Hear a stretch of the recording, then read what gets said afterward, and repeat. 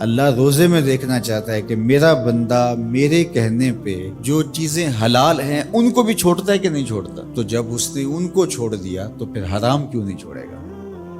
اور جس نے روزے میں حرام بھی نہیں چھوڑا، غیبت بھی نہیں چھوڑی، جھوٹ بھی نہیں چھوڑا، لوگوں کو اذیت دینا بھی نہیں چھوڑا، تلخ رویے بھی ترک نہیں کیے، گالی گلوچ سب و شتم کا مزاج بھی ترک نہیں کیا، لوگوں سے رشوت لینا اور لوگوں کو اذیت دینا بھی ترک نہیں کیا، تو پھر وہ بھوک کاٹ رہا ہے. وہ اللہ کے حکم کی تعمیل نہیں کر رہا ہے، وہ تو کہہ رہا ہے کہ میں تمہارا امتحان لینا چاہتا ہوں، تم حلال بھی چھوڑو گے اور یہ حرام بھی چھوڑنے کے لیے تیار نہیں. تو پھر روزہ ہی نہیں. ہم ہر سال مشق کرتے ہیں، ماہ صیام گزر جاتا ہے، پھر جہاں کھڑے ہوتے ہیں وہیں کھڑے ہوتے ہیں، جبکہ روزہ تو 1 مہینے کی ٹریننگ ہے. 1 مہینے کی ٹریننگ کے بعد ہمارے عیب جھڑ جانے چاہیے، ہمارے گناہ دھل جانے چاہیے، ہمارے اندر کو تقوی کے نور سے مالا مال ہو جانا چاہیے. لیکن ہم نے مشق کی نہیں، ہم کام چور رہے. تو پھر نتیجہ کیا ہوا کہ جہاں کھڑے تھے وہیں رہے. کہ روزے کا مقصد اتقاء کو پیدا کرنا ہے، اور ہر وہ کام جو اللہ کی ناراضگی کا ذریعہ ہے اس کو ترک کرنے کا نام تقویٰ ہے. اور اگر کوئی ایسا کام سرزد ہو جائے جو اللہ کی ناراضگی کا سبب اور ذریعہ ہے تو فوراً توبہ کی جائے، رجوع کیا جائے، ایسے امور بجا لائے جائیں جو اللہ کی رضا کا سبب اور ذریعہ بن جائیں. حضور نے ارشاد فرمایا، حضرت معاذ بن جبل رضی اللہ تعالی عنہ سے مروی ہے، اتق اللہ حیث ما کنت، تو جہاں بھی رہے اللہ سے ڈرتا رہے. خلوت میں ہو، جلوت میں ہو، گھر میں ہو، مسجد میں ہو، بازار میں ہو، تنہائی میں ہو، ہجوم میں ہو، جہاں بھی تو رہے اللہ سے ڈرتا رہے. وَأَتْبِعِ السَّيِّئَةَ الْحَسَنَةَ، اور اگر تم سے کبھی کوئی گناہ سرزد ہو جائے تو فوراً نیکی کر، تم ہوا وہ نیکی اس گناہ کو مٹا ڈالے گی. وَخَالِقِ النَّاسِ بِخُلُقٍ حَسَنٍ، اور لوگوں کے ساتھ اچھے اخلاق کے ساتھ پیش آنا. تو نیکی کرنے کے بعد، تقوی اختیار کرنے کے بعد، تیسری بات حضور نے جو ارشاد فرمائی، حضور سے بڑا حکیم کون ہو سکتا ہے؟ میرے ماں باپ حضور پہ قربان.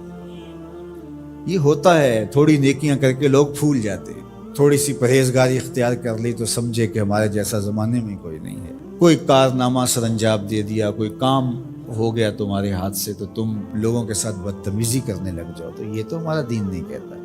تو فرمایا اتق اللہ حیث ما کنت، جہاں بھی رہے ایک تو اللہ سے ڈرتا رہنا، اور دوسری بات ارشاد فرمائی اتبع السیئۃ الحسنہ، جب تم کوئی برائی کر بیٹھو تو اس کے فوری بعد تم نیکی کرو، تم ہوا وہ مٹا ڈالے گی اس کو. لکھتے لکھتے دھبا لگ جائے تو اس کو ریموو کر دیتے ہیں نا. زندگی میں چلتے چلتے گناہ سرزد ہو جائے تو نیکی سے اس کو ریموو کر دو، تم ہوا مٹا ڈالے گی اس کو. اور پھر تیسری بات فرمائی وَخَالِقِ النَّاسِ بِخُلُقٍ حَسَنٍ، لوگوں سے رویہ اچھا رکھنا، لوگوں کے ساتھ حسن سلوک سے پیش آنا، بدتمیزی کی زندگی نہ گزارنا. قیامت کے دن جب اعمال تولے جائیں گے، سب سے زیادہ وزن جس عمل کا ہوگا وہ حسن خلق ہے، جو پلڑے کو جھکا دے گا. تو کبھی اپنے رویوں کو کھردرا نہ ہونے دینا.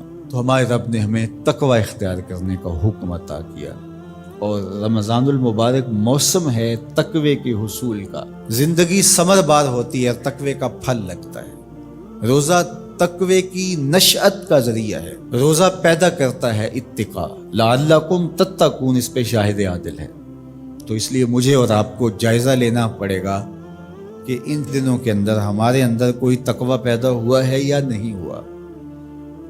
میں اپنا جائزہ لوں اور آپ اپنے اندر ہی جائزہ لیں. ہم نے بھوک کاٹی ہے، پیاس گوارا کی ہے، رات تراویح بھی پڑھتے ہیں، تو کیا کوئی فرق پڑا؟ کوئی اتقاء کا نور نصیب ہوا؟ اگر نصیب ہوا ہے تو پھر مزید کوشش کیجئے بقیہ دنوں میں مزید نور نصیب ہو اور اتقاء کے اجالے حقیقت میں ہم پالیں. اور اگر وہیں کے وہیں کھڑے ہوئے ہیں، کوئی فرق نہیں سوائے بھوک اور پیاس کاٹنے کی اور یہ ذہنی تاثر کہ ہم روزہ رکھ رہے ہیں، اس کے علاوہ میں کوئی فرق نہیں ہے، ہمارے باطن میں کوئی تبدیلی نہیں آ رہی، تو پھر ہمیں دیکھنا پڑے گا پیچھے مڑ کے کہ ہمارے روزے بے روح اور بے نور کیوں ہیں، ہمیں اس پر توجہ دینی پڑے گی۔